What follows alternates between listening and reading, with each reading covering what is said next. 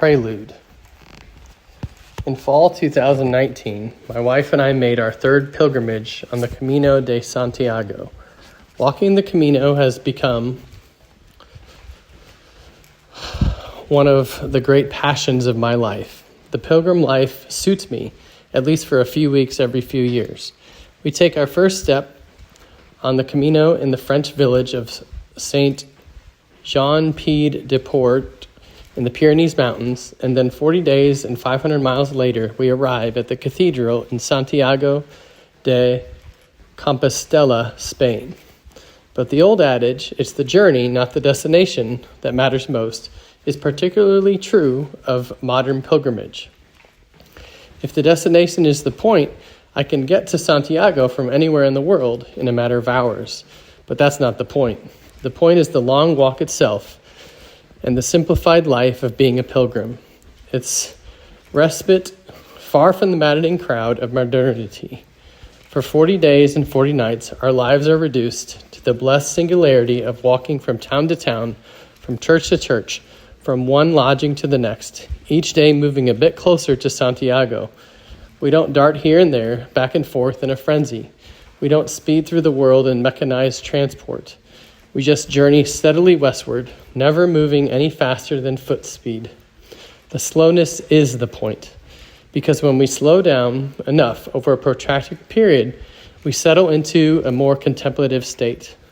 The true destination of my pilgrim journey isn't Santiago, but the stillness of soul conducive to contemplation.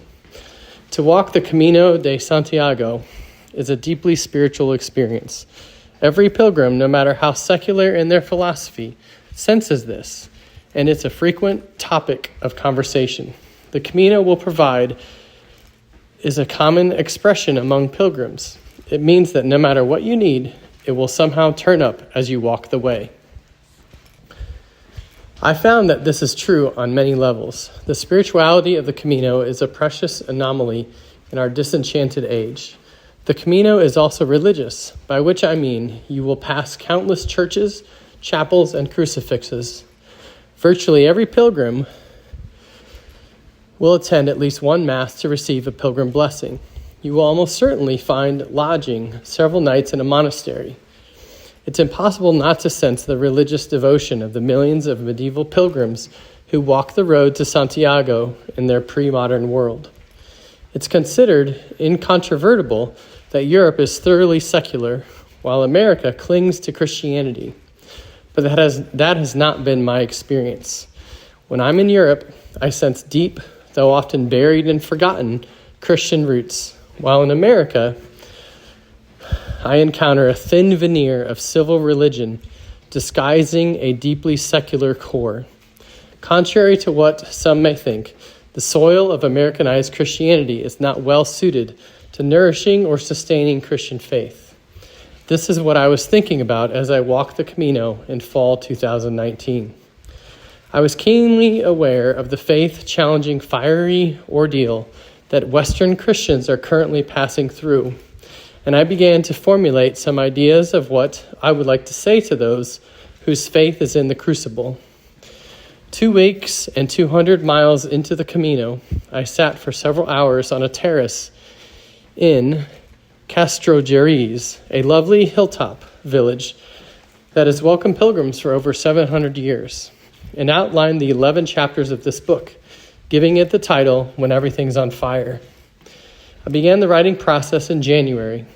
At the beginning of 2020, it seemed like everything was on fire. And then, everything was on fire.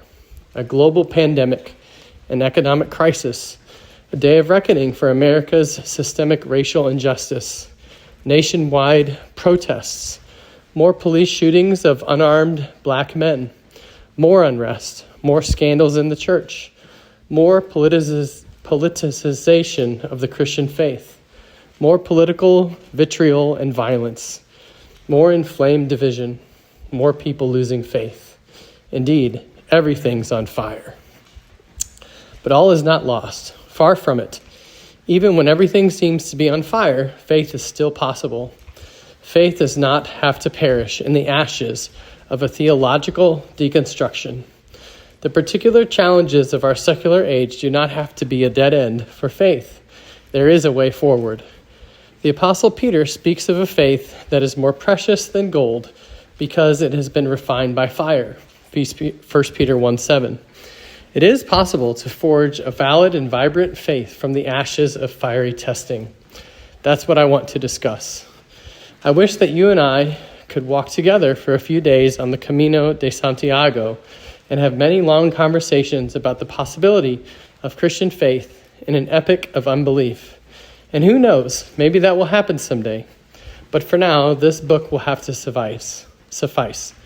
As you read, try to think of me as a fellow pilgrim on the journey of life, who, for a little while, seeks to be your walking companion and conversation partner.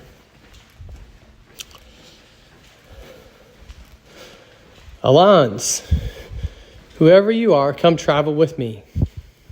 Traveling with me, you find what never tires. The earth never tires. The earth is rude, silent, incomprehensible at first. Nature is rude and incomprehensible at first. Be not discouraged. Keep on. There are divine things well enveloped. I swear to you, there are divine things more beautiful than words can tell. Walt Whitman, Song of the Open Road.